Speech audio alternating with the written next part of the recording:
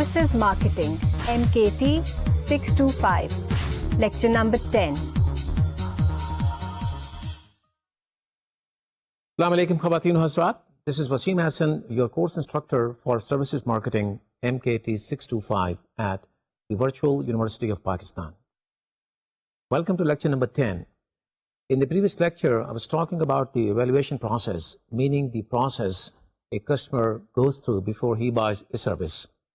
And you will recall I talked about 3 different phases of the process which the customer goes through, and that reflects the complexity of the process, which is not there while a customer is buying a tangible product. And for the obvious reasons that a tangible product has so many attributes that show themselves, whereas a service is invisible, and therefore a typical customer has to go through the complexity of a process which consists of the 3 phases. We are done with the first phase, which is about pre-purchase, meaning the customer thinks about buying a service before he actually goes and buys the service at the outlet, meaning the service scape. The pre-purchase process, you will recall, consists of the different factors, which are the personal factors and the external factors, the company prompted factors, and perceived risks. So it is all about certain risks and certain apprehensions which customer has before he starts thinking of buying a service. Why? Because he has certain expectations, and because of the fact that those expectations are to be fulfilled and met by the service providers, the customer remains in a state of mind which is not very clear and which cannot be characterized as full of clarity before a service is bought, because he has not yet experienced it. The second phase of the process is about encounters, and encounters are a function of so many different factors, interaction being the first one, which we already have educated ourselves about. And the second is the service environment. The service environment is all about the tangible evidence or the physical evidence that service providers create in order to tangibilize the intangible side of their services. And therefore, customers take the physical evidence of the service environment very seriously. It is the building, the office, the stationery, the uniforms, and any physical manifestations which are present at the point of action which customer takes very seriously, so that he or she can convince themselves about the seriousness and about the professionalism of the service providers. So it is upon the service providers to come up with a service environment which is very much in line with the positioning of the service, so that the customers can convince themselves of the properties which they are really looking for as far as the service is concerned. There are quite a few examples which explain folding up of so many businesses only because the businesses did not have a service environment.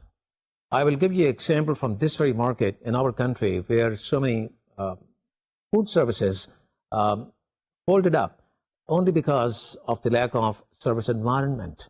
Everything was going very well, and the food they were serving was of excellent quality, until the time something wrong happened with the delivery, and the customers started perceiving the service as kind of a fly-by-night setup, and then as a consequence of that, the service folded up and vanished all of a sudden.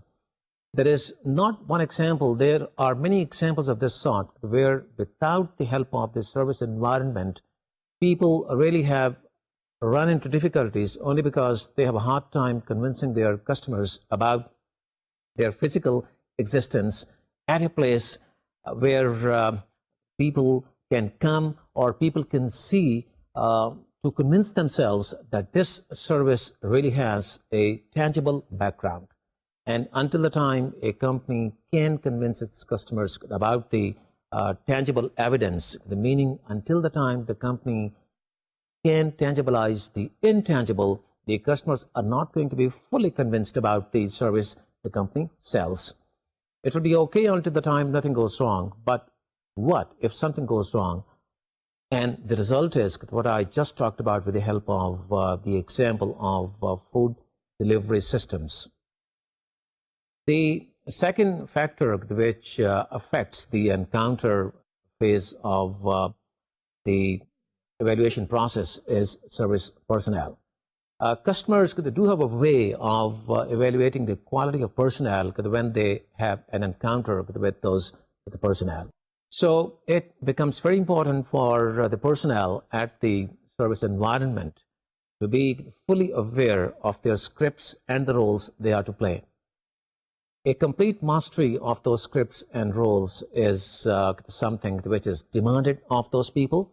And not only that, it also takes them into the area of facilitating their customers to let them play their scripts and roles very effectively.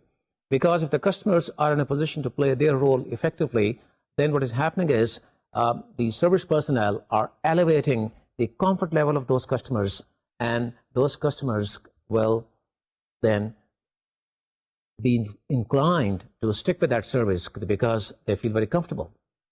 And comfortable customers from that point of view are loyal customers, and they are the ones who come to the company over and over again, and they are the ones who spread positive word of mouth. And the significance of referrals cannot be overly emphasized because of the fact that referrals form a very important foundation for customers to make up their mind to buy a particular service.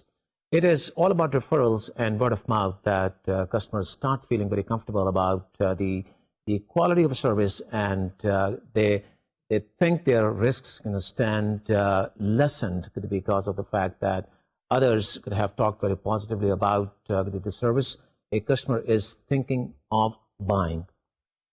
The personnel have got to be good not only at the scripts and roles that I've just talked about, they also have to be fully conversant with the goals and objectives of the company so that they can work toward the common goal, a deviation from which will definitely derail the company from the strategic path and keep it from attaining its goals. Therefore, the importance of personnel in order to make sure that service is rendered of the quality the way it is envisaged takes on added importance. This takes us back into the areas of internal and interactive marketing. And you will realize how important it is for people to understand goals and objectives pertaining to different departments, because we're dealing with services which happen to be inseparable. It is here that the character of inseparability really gets highlighted, and because of that, we've got to make sure that people do understand the scripts and roles, and they are the people who do not only understand their own particular areas, meaning just marketing or just operations, rather they can take care of these two areas at the same time, making sure that the character of inseparability does not get compromised. The last factor which influences the phase of encounter when the customer is evaluating a service is about the support services. Support services are the ones which provide the final shape to the quality product that you are dealing with. And support comes in two different ways. The one is through systems and procedures, and the other is through technical equipment and training. Let us talk about these two aspects one by one. Systems and procedures are the backbone of the services, because without the help of systems, there's no way that we can deliver many of the services. As a matter of fact, any service has got to have the support of good systems and procedures so that we can take care of the character of variability, and we can standardize our procedures for the benefit of the company and also of the customer. We can see to it that there is no variability, and every time a service is rendered, it is rendered in just about the same way and of the same quality. Systems and procedures are created and then implemented by the support staff. And as you know from the course on fundamentals of management, that we have two different types of the managers within a company. One are line managers who are responsible directly for achievement of goals while they look after and manage their respective departments or areas. And then we have support managers. Support managers are the staff managers who are responsible for creating systems and procedures in a service organization. And they are the people who are very close to the strategic group, or in other words, they are the people who are very close to the top management that is responsible for carving out the strategic direction for the company and then establishing strategic goals and objectives.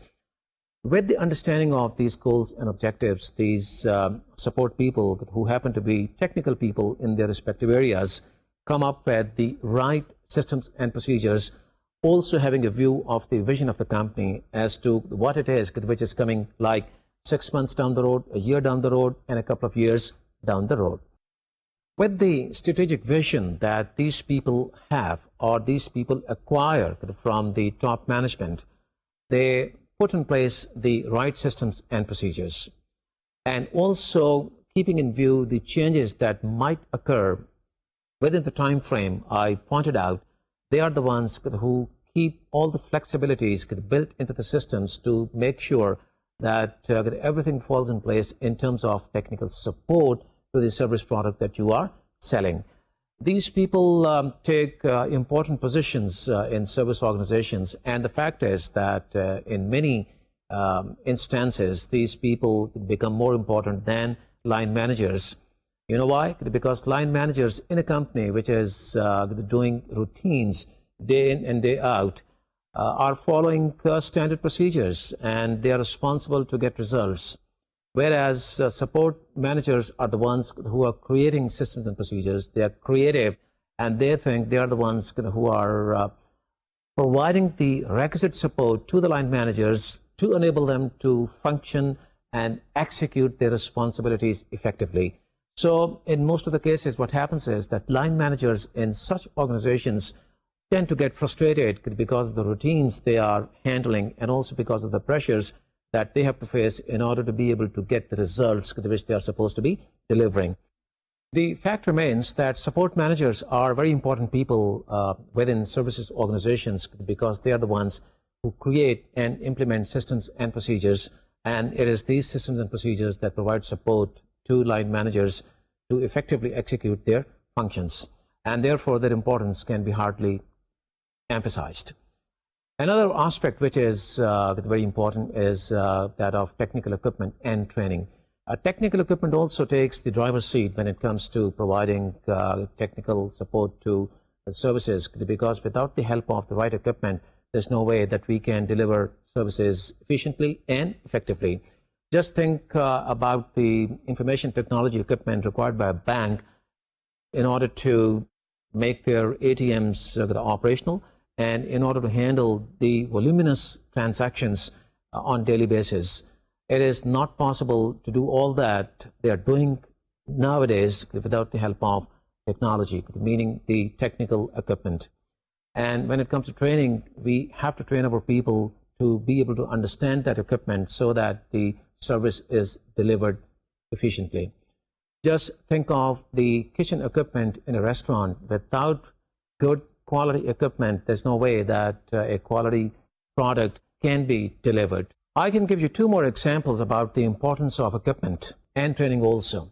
Just think of a health club. The equipment that they require for healthcare and body shaping is of very high importance. Until the time the club has that kind of equipment, the service for which the club exists cannot be delivered.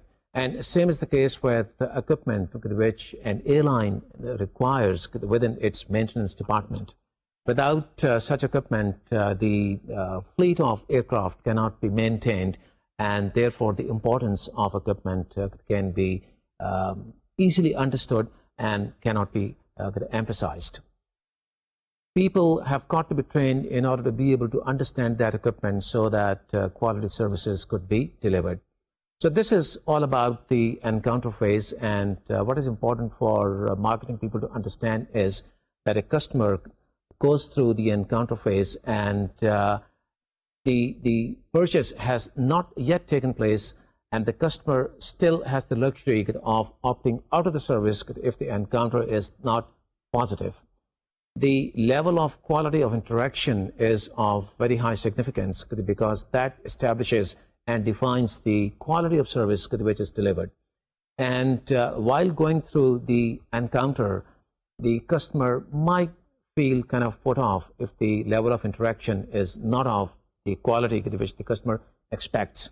So in other words, what I'm talking about is every phase is related to a certain kind of behavior which is exhibited by the customers, and this behavior is exhibited because it basically is a behavioral model, and this model revolves around understanding the expectations of customers. And before we could understand the expectations, we have to understand the process in which he goes through, and he goes through this process in order to make up his mind to buy a particular service. More on expectations and why the behavior gets exhibited, see the way that I'm talking about in a few moments, but let me now get on to the next phase of evaluation by the customer, which is about post-purchase. Well, as the terminology suggests, the post-purchase is about evaluating the experience that a customer has had. It says because the customer has already purchased the service, the customer now is in a position to evaluate that particular service. So it is all about either satisfaction or dissatisfaction. And we as marketing people have to see to it that customer is satisfied. I mean, the importance of the pre-purchase process and the encounter phase is all about making sure that at the end of the day, we generate satisfied customers and we do not have dissatisfied ones. So in order to make sure that customers are satisfied so that they spread positive word of mouth and they give positive referrals to others and multiply our customer base, we've got to give a lot of importance to this phase, because like I said once, services are not transaction oriented. Services are relationship oriented. So once we have a satisfied customer, we have to nurture the relationship that we have developed by way of selling that service, because he is a satisfied customer. Look at the case which is otherwise, meaning if he's dissatisfied, it is the end of the game, and next time this customer is not going to walk into the facility. Not only that, he's going to spread negative word of mouth, and because of that negativity, it is going to have a negative impact, the measurement of which may become difficult for us to fathom and understand, because it can have repercussions which lead companies to fold up. And therefore, having satisfied customers and not dissatisfied ones is extremely significant, a very sensitive issue. There are different criteria whereby customers measure the level of quality that is delivered to them and the level of satisfaction that they have achieved by buying that service. So it is not that simple. The customer, even after buying the service, goes through a certain process, and that criteria consists of the four different aspects. One is that customers evaluate the service by quality. I'll talk about this in detail. And the other is they look into the level of satisfaction that they have received by buying that service. And the third one is, which is known as attribution. In case they're not satisfied, they pinpoint the reasons for that dissatisfaction and then attribute those to certain causes that are responsible for that service failure, so to say. And then you see, on the basis of satisfaction or dissatisfaction, they form their future behavior. So future behavior is the fourth aspect of the post-purchase process, which I just pinpointed. Let us now talk about these four aspects one by one in order to have a better understanding of how customers look at their experiences, or in other words, perceptions, when they evaluate one particular service. An extremely important phase, because this is the one which is going to make the difference between these customers either coming back to us or not coming back to us. Not only that, it is a question of their either bringing more customers to our company or not bringing more customers to our company. As a matter of fact, they could be the ones who may cut into the existing customer base of the company. Why and how, I'll talk about that later. So let us talk about the first aspect, which is the evaluation of quality by the customers. Quality is evaluated in two different ways. The one is by the way it is delivered, meaning the service product is delivered, and the other is the treatment which was given to the customer while the service was being delivered. What is meant by the way service is delivered is all about the specifications or dimensions or the technical features or details of the service. Meaning, if a service is to be delivered within 24 hours, then a customer can evaluate that service against that time frame and then decide whether he has had a good experience or a bad experience. Likewise, if a service could be measured in terms of certain specifications, for example, food in terms of its weight, size, and so on and so forth, that is the one way of evaluating the service. The time it has taken to reach you is another way of evaluating it. So these are the specifications and dimensions and certain predefined standards against which customers evaluate as to how the service is delivered. In other words, the service really has to fall on its technical merits in order to qualify for it being technically sound. And the specifications and dimensions and other parameters that I've talked about are all about the technical features of a service. Now, the process of evaluation does not end there. The customer also looks into the treatment given to him while he was buying that service. So in other words, if a service falls on merit in terms of technicalities, it also has to fall on complete merit in terms of functionality. This is what experts call functionality, meaning the way a service is rendered, the treatment that was given to the customer during the process of encounter, meaning the level of interaction has to be very high so that the customer feels comfortable and fully satisfied. To give you one example, the fast food restaurant, which I keep talking about so very frequently, may offer you food of very high quality, but may not really treat you in a very friendly and courteous way. In this particular situation, you can say that on technical features, it really falls on merit, but when it comes to functionality, the restaurant is not really good. It's not really worth it. So that becomes the negative part of the service, and therefore you are inclined to talk about the service in negative way if you happen to be the customer. Let me show you a graphical presentation of this concept where the technicality has got to equate with the functionality.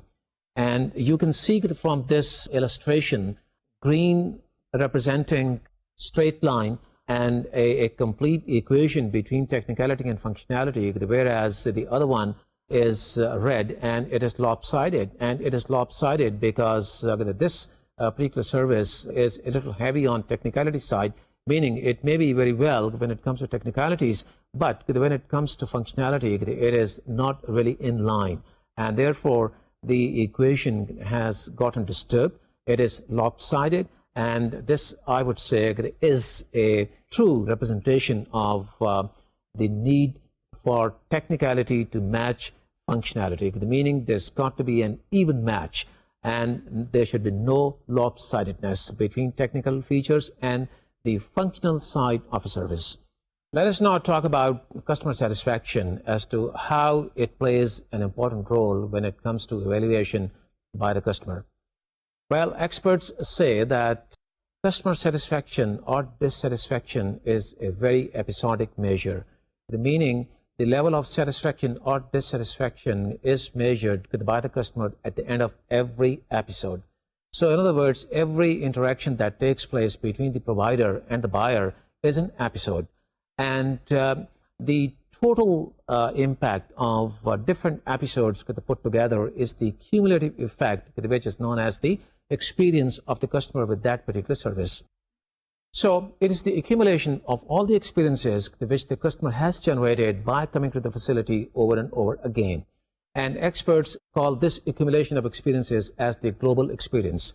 And they maintain that the global experience has got to stay positive for all times to come. And just one negative episode is more than enough to spoil this global experience. and that leads the experience towards negativity. What is important on part of the providers is that they've got to be good at all the aspects of the encounter phase, meaning they've got to be very good at their scripts and roles, and that they've got to be very efficient and effective in terms of having their customers play their scripts and roles very effectively. The support services also have to be very effective in order to make a service product a quality product. And I've talked in detail about how we can make a service product a quality product with the help of systems and procedures and equipment, and then training to use that equipment. The next aspect which the people use in order to evaluate the service that they have had is what experts call attribution theory. Customers have a way of evaluating the purchase process in case of service failure.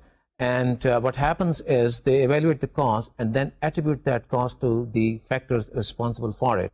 If the cause is within the controllable limits of the service provider, then they attribute that failure to the providers. And if the cause is beyond the control of the service providers, then they attribute that cause to the circumstances responsible for that failure. Let us take the example of a flight which does not take off on time because of bad weather. In this case, customers are going to attribute this cause to an act of God. However, if a flight gets delayed on certain technical reasons, because there was something wrong with maintenance or something like that, then customers definitely are going to attribute that cause to inefficiency of the provider. This brings us to the fourth aspect of post-purchase evaluation, and that is about future behavior. Well, we are at a point where customer is going to decide whether he's going to stick with the service or going to somebody else. The satisfaction or dissatisfaction from that point of view play a very important role. Satisfied customers are going to stay with the company because they are the loyal customers, and because of the level of satisfaction that they have derived out of buying the service, why should they go to somebody else? However, if they are dissatisfied, then they are definitely going to talk against the company, and the negative word of mouth is going to really hurt the company. And experts say that negative word of mouth is much more lethal than the positive word of mouth can be in favor of the company, because people who've had negative experience are more inclined to talk against the service as compared to those who are satisfied and talk in favor of the company. So in other words, there are going to be less people who are satisfied and they will be talking about the goodness of the service. Conversely, there are going to be more people who are not satisfied, meaning who are dissatisfied, and in great numbers they are going to talk with people about the negative side of the service. And therefore, the compound impact of the negativity is going to be so great that the company will not know what really happened, and it will only realize when things are driven into the ground. And at that time, it is too late. In order to take care of this kind of a scenario, there are certain preemptions which service providers must undertake. One of the more popular methods is to carry out certain performance measures by service providers, and these performance measures are undertaken with the help of fundamental questionnaires that ask very basic questions about the level of satisfaction of your customers. And these questionnaires can be filled at the point of action, and these also can be mailed. That depends upon the structure of the research design. All I'm saying is that it is very important on part of the service providers to find out from time to time as to what is happening in terms of the level of satisfaction on part of customers. Because if they have developed certain negative impressions about the service, then company will find that out only after something gravely wrong has taken place. And in order to make sure, or in order to preempt that kind of happening, you undertake those performance measures. Satisfied customers, on the other hand, are the loyal customers. They are the customers who feel very comfortable, and they are the ones who come back to the company. Give referrals and stay loyal to the company.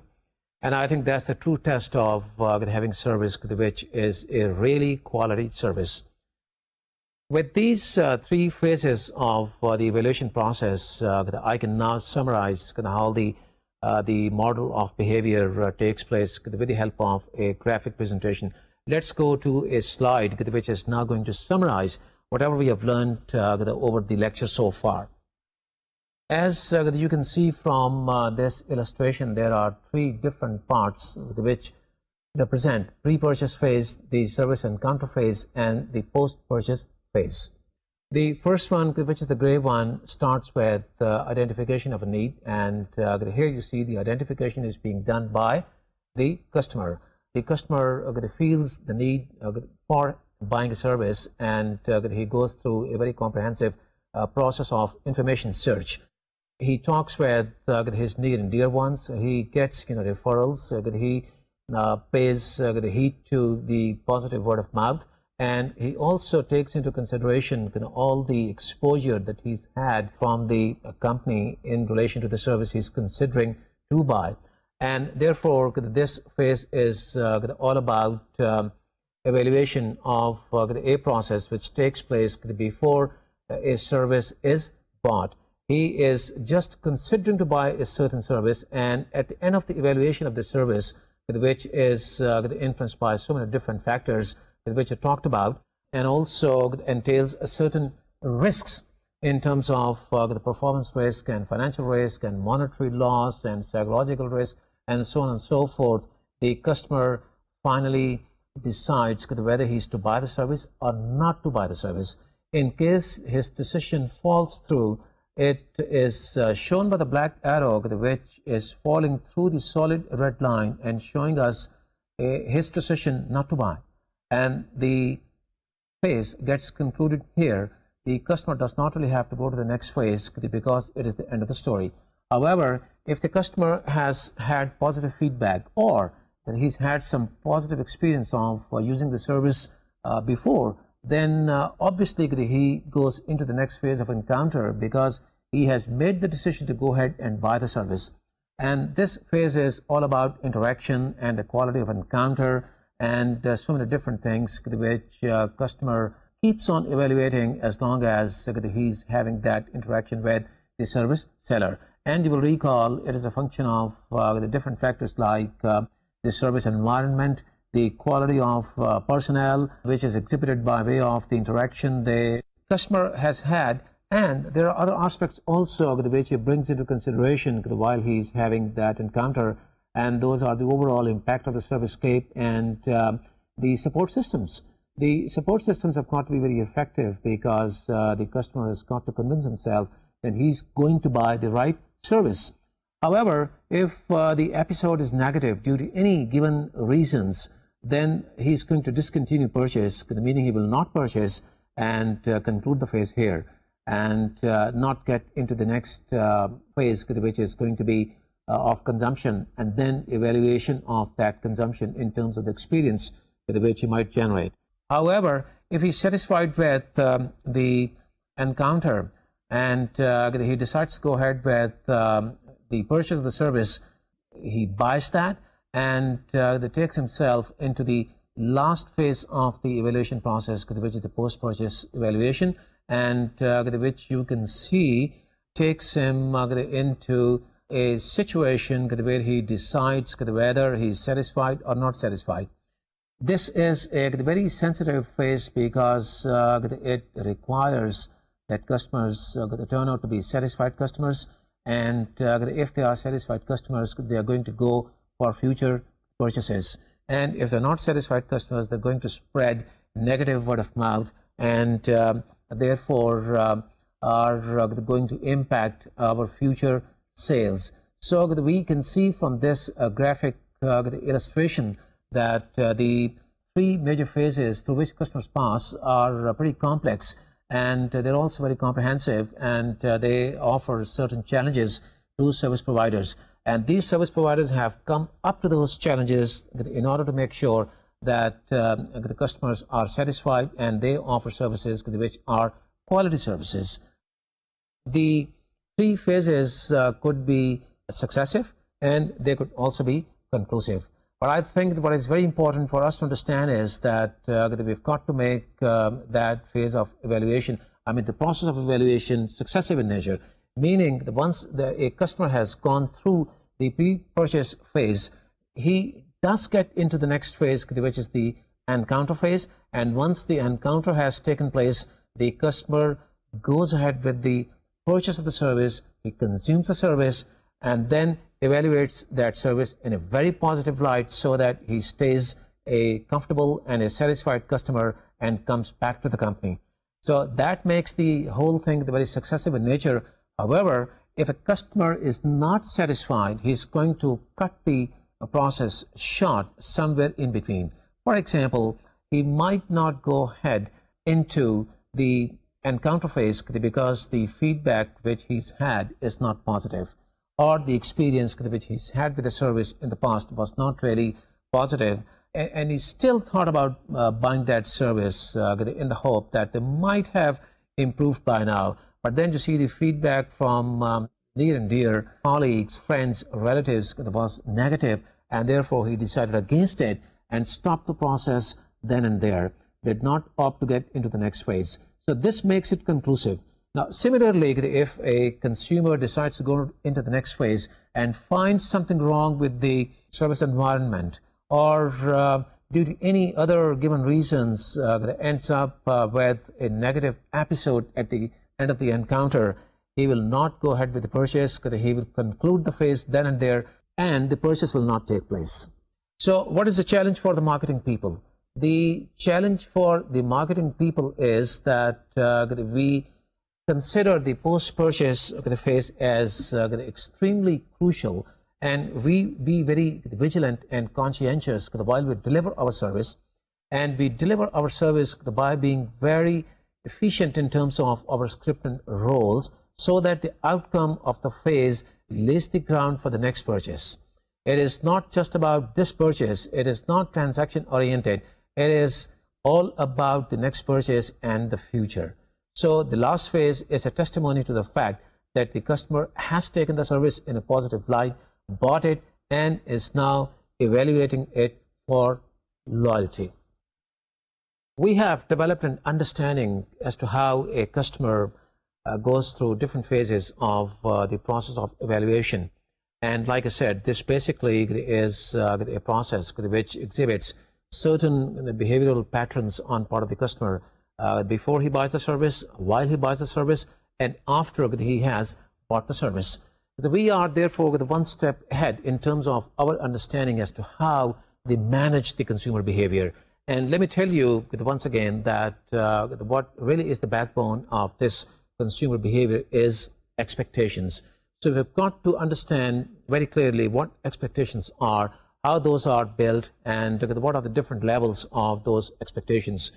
Well, I've talked about different levels of expectations. The reason I talk about that is because customers adjust their expectations from time to time, and during different situations they have different levels of expectations. So in other words, we can say that expectations get modified and strengthened from time to time.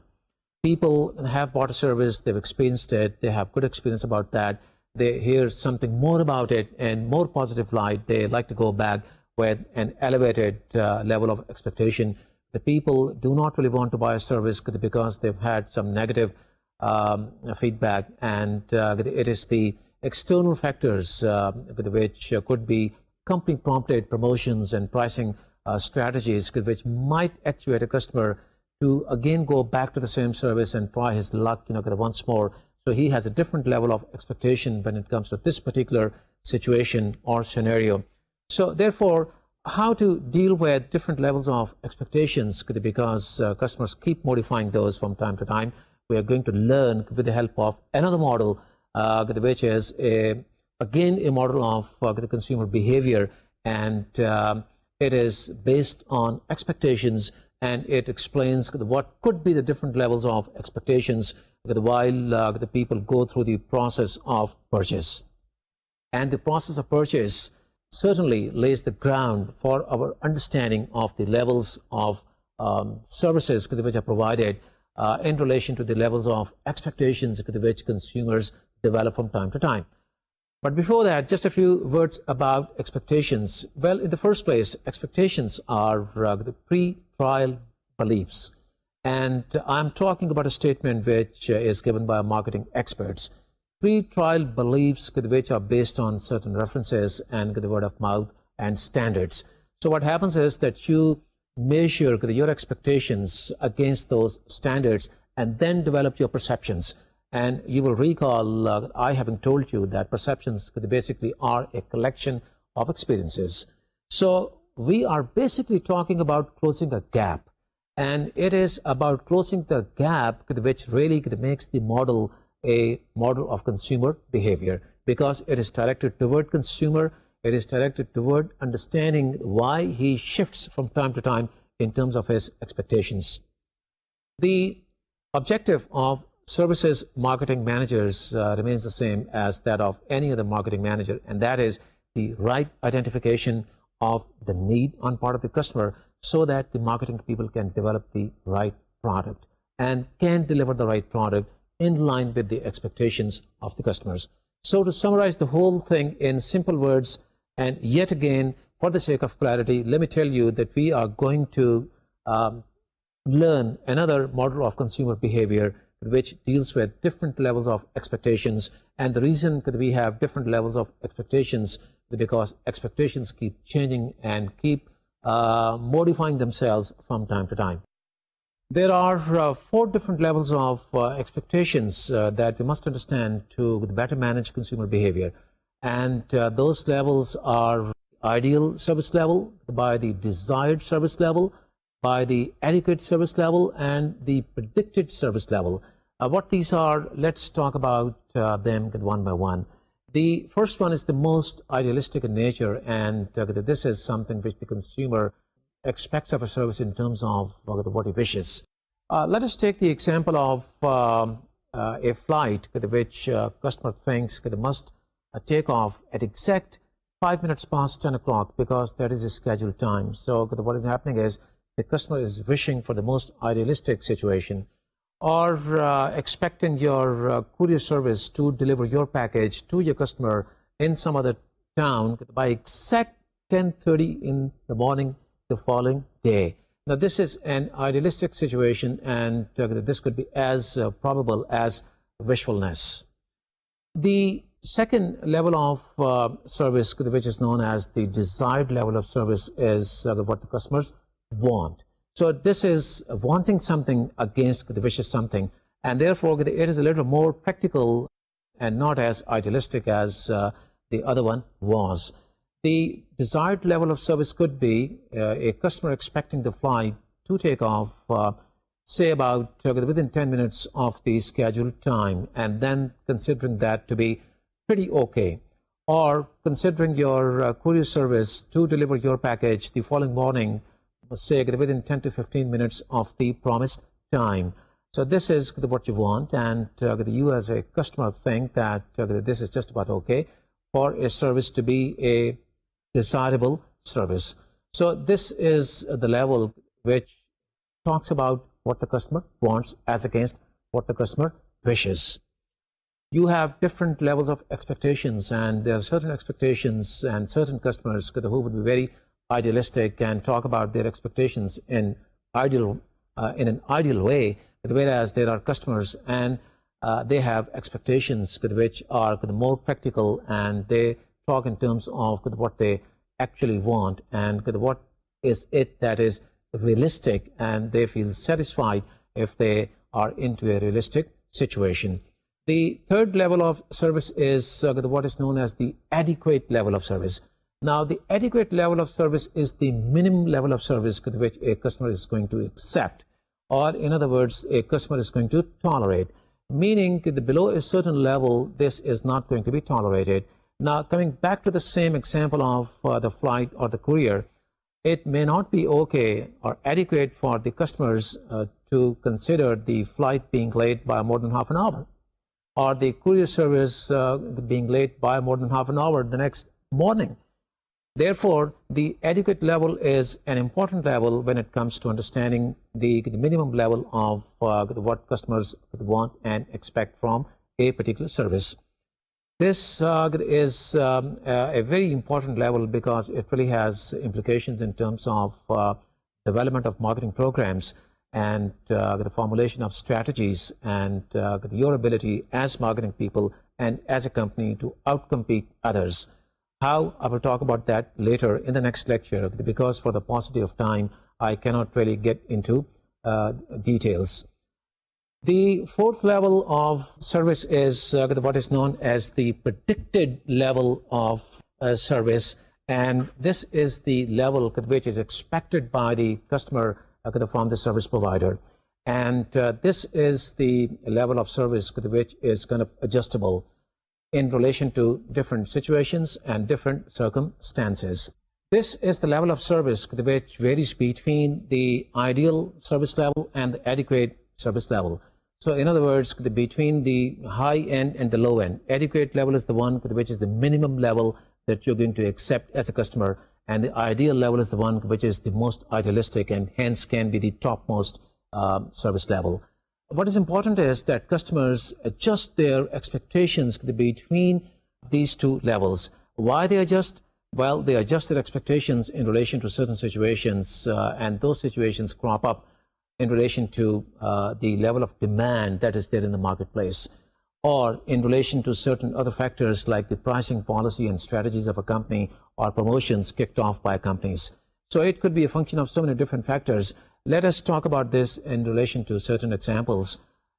Just think of an air conditioning company which is operating during peak hot months and is not in a position to offer you the kind of service which you otherwise would have liked. In other words, you will lower your expectations in light of the peak demand period. You will know that this company has to attend to so many different complaints, and therefore they will not come to you as efficiently as otherwise they would have had. So this is adjustment of demand, and having had a lower level of expectation, you will adjust that somewhere lower between the ideal service level and the adequate service level. I give you another example of a courier company that is going to deliver a package to you, and you happen to be located on a non-rush route, and therefore your expectation of receiving that the package on time is going to be pretty high, because you know that you are located on a non-rush route. Conversely, if you were located on a rush route, you would give certain allowance to that service, and therefore because of that margin, lower your expectation. And when you lower your expectation, you are moving more toward the minimal side of the adequate level of service. And the more you up your expectation, the more you're moving toward the desired service level and the ideal service level. So what we have learned is that the customers generally adjust their level of expectation in relation to the varying levels of demand during different periods, and their level of expectation could go a little lower and the level of expectation could go a little higher.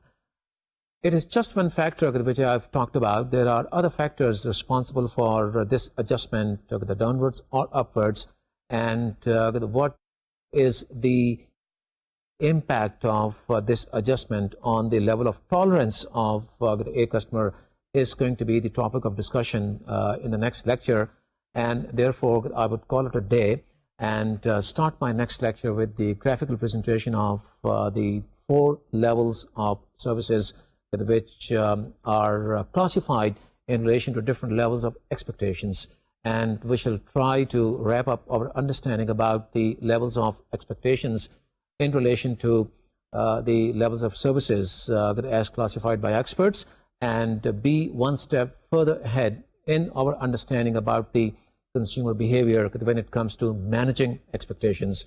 And don't forget, the crux of the matter is that we are dealing with the gap between customers' expectations and customers' perceptions. So meaning the experience which the customer will have after he has bought the service should match the expectations with which he started considering buying your particular service. With that, I would like to say thank you to you all, and I look forward to talking with you in the next lecture. Allah Hafiz.